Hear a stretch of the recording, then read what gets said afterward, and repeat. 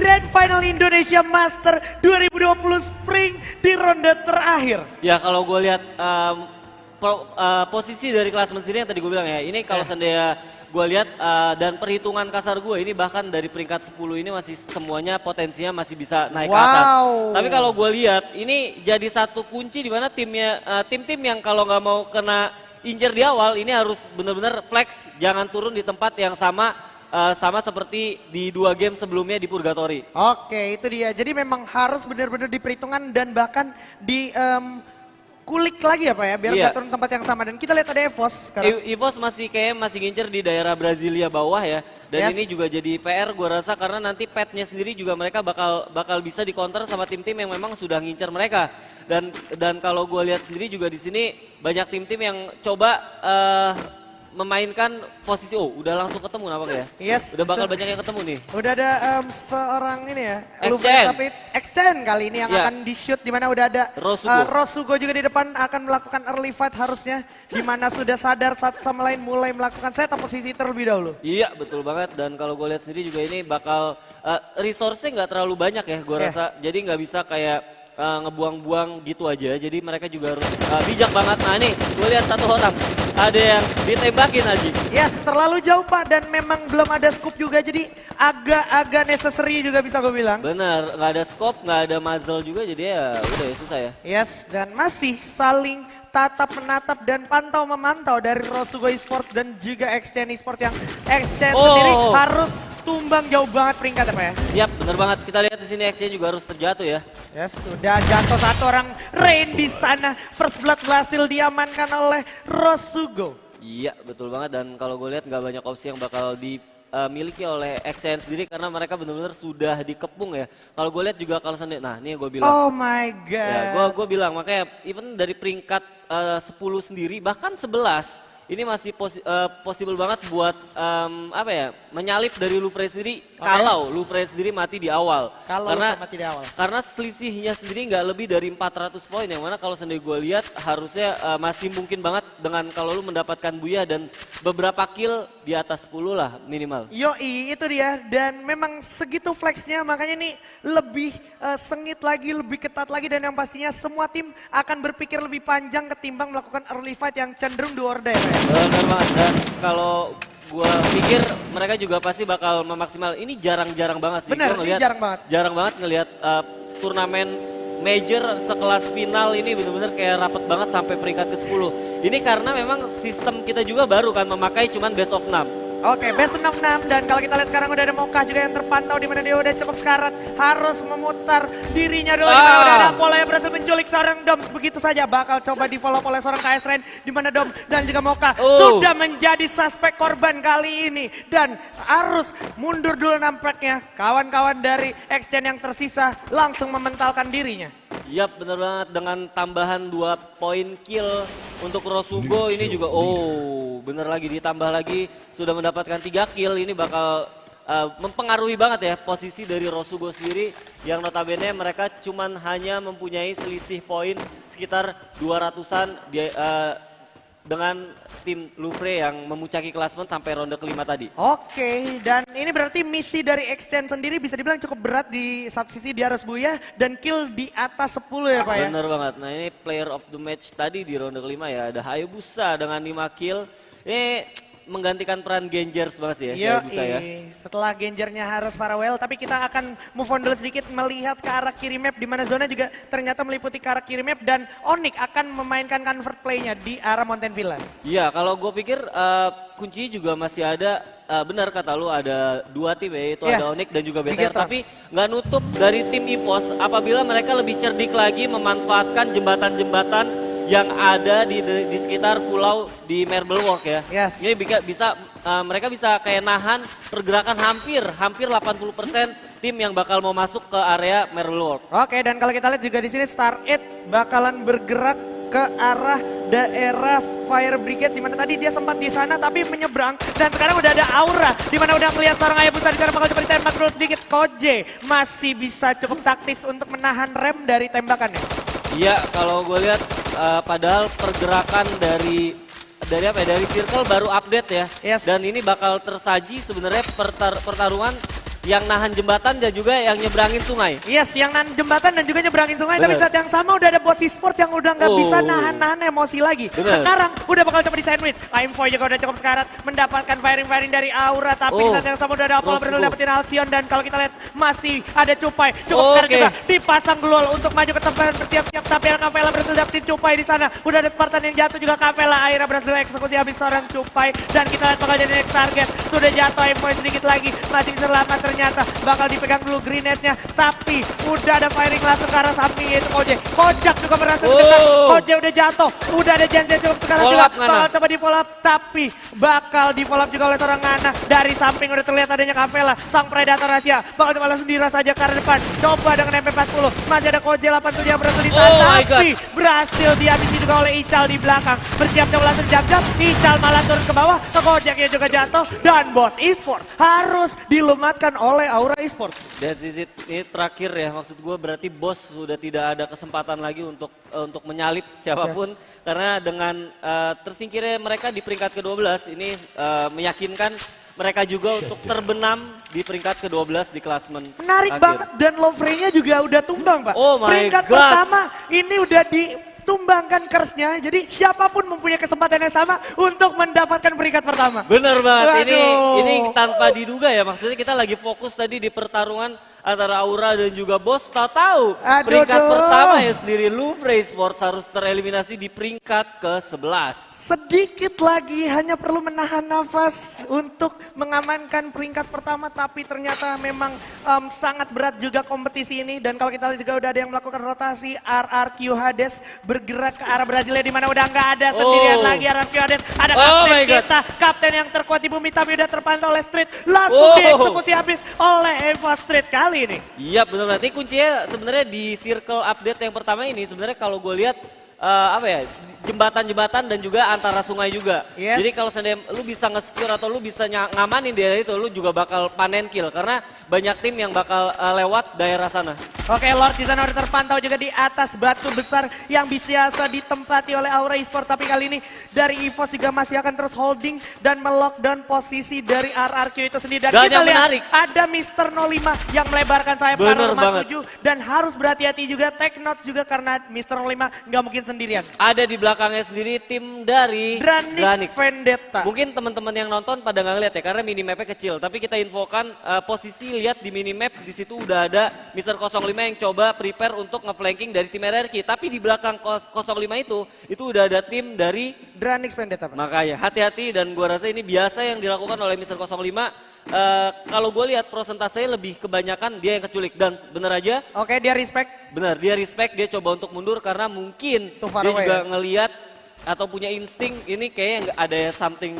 Ini somethingnya nih. Ini tim nomor 4 atau Star 8 adalah somethingnya. That's why Mr. 05 langsung sadar dapat call dari temennya untuk regroup kembali. Dan gua rasa juga mereka akhirnya coba untuk atur strategi untuk tahan kayaknya nggak lebih bijak kalau di bawah jembatan karena visionnya juga nggak terlalu bagus sampai akhirnya mereka coba untuk geser sedikit ke bawah ke arah sungai yang mana nanti kalau sendiri ada orang yang coba untuk nyebrang mereka bisa langsung kill mereka. Ini bakalan drama banget kalau zonanya pasti bakal ngebelah 2 pulau, Pak. Nah ini dia makanya nggak banyak orang-orang yang coba untuk nyebrang karena ini potensi atau possibility-nya masih cukup luas ya. Karena kita juga baru ngomongin ini circle kedua. Jadi nanti kalau kita ngomongin circle ketiga ini lebih seru lagi kalau ke arah Marble Walk ya. Kalau ke arah Marble Walk, karena kalau kita lihat nggak ada tim di Marble Walk kecuali Bigetron dan juga RRQ potensinya yang paling cepat. Iya, ngelihat war di field, ngelihat war di Brasilia udah biasa ya. Tapi kalau di Marble Walk sih pasti bakal seru banget. Oke, semakin sempit waktu untuk masuk ke zona berikutnya di mana masih ada firing juga dari kawan-kawan Dranix di sini. Dranix Vendetta bersiap melakukan serangan ke arah depan di mana udah bakal coba dilewatin aja dulu EVOS sementara waktu dan zonanya masih bersinggungan ke arah Dranix dan juga EVOS bersama Star 8. Iya, ada BTR yang harus kerja ekstra keras karena mereka juga selain ngejar zona, mereka juga harus menyeberangi pulau di seberangnya lagi ya. Benar, di mana udah ada penjaganya yaitu Onyx Olympus. Onyx Olympus yang sudah stay dari tadi di arah golf course. Iya, mungkin apa namanya, nanti kita bisa lihat ya, kita bisa lihat saat ada mapnya lagi, tapi ya bisa kita infokan, even BTR pun masuk itu udah ada Onyx yang jagain jembatan. Even BTR mau nyoba nyeberangin sungai, udah ada EVOS yang nungguin. Dan udah ada RRQ juga, dan kalau kita lihat sekarang masih coba ditungguin dulu EVOS mulai melakukan setup posisi defensif di arah pinggir pantai, di mana di seberang juga udah ada Aura Esports sebenarnya, dan kita lihat kamera dulu ke arah Bigetron. Bener banget, kalau ini pasti mereka juga ini ya, insting-insting kayak gini sih yang harus dipelajarin sama tim-tim komunitas ya. Maksudnya mereka nggak coba untuk direct, kayak BTR sendiri sebenarnya bisa aja untuk masuk. Oke, kita lihat. Internal 5 sudah makan korban 2 sekaligus dengan SPD-nya. Akan ke menit 3, di saat yang sama center tidak terculik begitu adalah Hayabusa. Tapi Mr. 5 still got the point atas RRQ Lords. Dan Star 8 gua rasa akan mengamankan daerah kompon di arah high ground. Hati-hati, karena menurut gua defense di daerah tower ini juga cukup bahaya, apalagi kalau seandainya kita ngelihat Star 8 sendiri tadi game sebelumnya kalau nggak salah Hayabusa juga menggunakan pelontar kan. Berbahaya banget, dan kita lihat Father juga berhasil menculik Venom di sana, terkena dan langsung dieksekusi habis begitu aja. Star 8 sudah kehilangan satu membernya, dan sekarang posisinya malah menjadi sandwich untuk Star 8 Esports itu sendiri. Karena di atas sendiri ada tim nomor 11 yaitu tim Dranix Vendetta sendiri yang juga membutuhkan poin untuk mengunci dari posisi mereka sendiri untuk menjadi juara apabila mereka juga berhasil mendapatkan buyah di match ke-6 kali ini. Sepertinya kita dapat misinformation di mana sebenarnya udah ada Maung dan juga Gary yang harus dijatuhkan. Ternyata misinformationnya adalah Lofre di sini masih survive. Jadi tadi kayak ada sebuah room yang salah bisa dibilang, dan kita lihat sekarang udah ada satu tim yang bersiap setup posisi di arah rumah labirin. Ini masih bakal ditungguin terus, nggak mau dikasih lepas dan posisinya nggak bakal dikasih longgar Pak ya. Bener banget, ya berarti tadi kita salah lihat aja ya, ada satu orang yang tereliminasi. Berarti potensial Lufre sendiri masih dengan sisa member sendiri masih bisa untuk mempertahankan posisi di pertama nih Aji. Benar banget, dan kalau kita lihat sekarang giliran ada UFV yang bakal bergerak menghampiri Star 8 dan juga EVOS bersama ada Aura juga di sana di pinggir pantai. Bener banget, dan kalau gue lihat, gue sekarang kalau ngelihat UFV ini bener-bener nggak langsung ditembak loh Ji. Mereka kayak dibiarin hidup buat ngelihat situasi dari mapnya itu sendiri. Nah ini menarik kalau seandainya zonanya sendiri menarik, malah bahkan balik lagi ke arah Brasilia. Ini bakal ada 1, 2, 3 bahkan 4 tim yang harus masuk ke bener aja. Ini harus ada 1, 2 Dranix Dauntless ya, dan juga BTR Magic yang harus masuk ke dalam zona. Dimana BTR Magic gua rasa bakal mempunyai effort yang lebih karena dia harus melewati pinggiran zona di sentral, dan mungkin tadi adalah tim dari XN atau Rosugo Pak ya yang tereliminasi ya. XN tadi masih ada tersisa 1. Jadi kalau gue bilang tadi ada Boss Esports yang harus dan juga Rosugo. Dan juga Rosugo yang harus tereliminasi. Itu dia. Thanks banget koreksinya, dan kita lihat udah ada Lufre juga yang mulai bergerak. Udah ada firing, terlihat begitu ya Father. Masih terpantau oleh Zixia dengan Grozanya. Memantau, masih bisa memanfaatkan patahan seorang Father. Bener banget, dan kalau gue lihat nih bakal PR banget buat Dranix, karena kalau even dia mau direct juga, tim sekelas Star 8 ya, yang kita ketahui mereka punya punya atribut defense yang cukup kuat ya kan. Jadi ini bakal PR banget buat mereka atau Dranix sendiri untuk masuk ke dalam zona yang udah dijaga oleh Star 8 Esports. Dan Aura bisa gue bilang dengan poin yang dia miliki sekarang sudah dimasukkan ke kategori aman, karena kayak dia tetap bakalan dapat poin kalau seandainya ada tim yang menghampiri dia Pak. Bener banget, dengan 4 poin ini 4 kill ini udah kayak bikin mereka juga punya tambahan 80 poin, yang mana kalau kita lihat balik lagi ke klasmen besar ini juga rapat banget ya Jay? Rapat ya, itu ada 800 something point untuk Aura, dan kalau kita lihat sekarang udah ada firing lagi. Aura, di sini Koje 87 akan recover dulu, mundur ke belakang. Ada firing juga ternyata dari kawan-kawan Everyday dari Dranix Dauntless. Bener banget nih, bakal jadi makanan yang cukup empuk juga.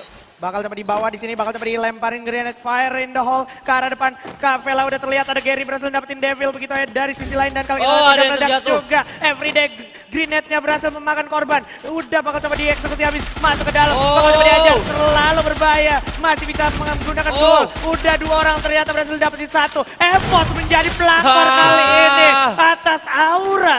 Di mana EVOS dari kejauhan berhasil mendapatkan opportunity untuk mengeksekusi habis-habis para pemain dari Aura. Kalau lu lihat zona benar-benar mengarah ke arah EVOS di tengah-tengah punya tower dan dia siap banget buat menyambut tim-tim yang coba masuk ke dalam zonanya mereka. Yes, dan kalau kita lihat sekarang masih harus memantau ke arah pinggir pantai di mana udah ada para pemain dari Onyx Olympus dan juga Bigetron yang harus memikirkan how to survive to the next zone. Dimana kalau kita lihat sekarang udah ada Anca yang mulai melakukan rotasi di bawah kolong jembatan. Udah tersisa 25 detik lagi masuk zona berikutnya. Bener banget. Nah ini gua bener-bener si PR-nya masih ada di pulau ya player atau tim-tim yang ada di pulau-pulau sentral ya karena mereka bener-bener harus nyebrang.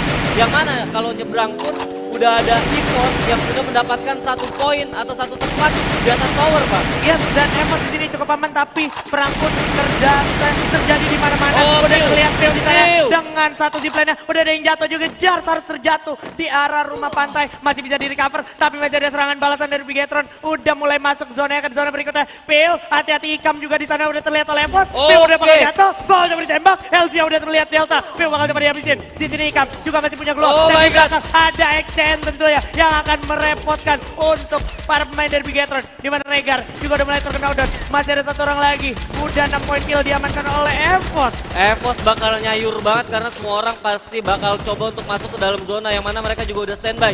Yang mesti dipikirkan oleh EVOS adalah gimana caranya mereka bisa memaksimalkan resource yang mereka punya. Yes, he still got the point. Kalau lihat masih ada LG, ada juga Black mulai turun masuk, bergerak mendekat. Ada Jar sudah berhasil dapetin para pemain dari Dranik, Everyday dan juga Jodipan. Udah terlihat 1 orang. Ikam menjadi orang terakhir. Ya berhasil survive. Baru mengumpulkan 1 poin aja di sini Bigetron dan Sam 13 sudah mulai mendapatkan bank juga. Zonanya ke arah laut dan pantai tentunya, di mana nggak ada yang diuntungkan dan Onyx malah ternyata yang mendapatkan advantage atas hal tersebut. Bener banget, ini bakal jadi satu hal yang menarik karena zona sendiri udah ada di air, yang mana sisa daratnya sendiri ini hanya bisa diterbutkan oleh 3 tim yang atau bahkan 4 tim yang tersisa di Pulau Brasilia. Yes, ada Gare di sana yang udah terculik, ada Zixia juga sendiri bakal melawan EVOS, masih ada Black juga sekarang bakal digulung dulu magical kitnya, tapi Indian mereka harus tertarik ke arah pinggir pantai yang udah nggak ada obstacle lagi. Bener banget, dan kita lihat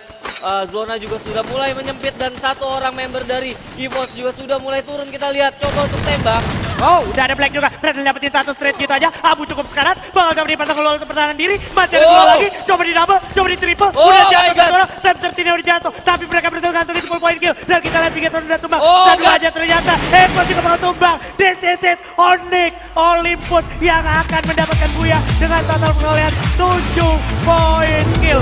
What a great game. Wah, gua belum bisa predik ya dengan kondisi seperti ini. Kemungkinan besar dengan 7 kill yang dikumpulkan oleh Onyx dan tambahan 300 poin yang didapatkan Onyx, ini bisa bisa malah ini mind blowing banget karena apa? EVOS-nya itu udah koleksi 10 poin dan peringkat 2. Waduh.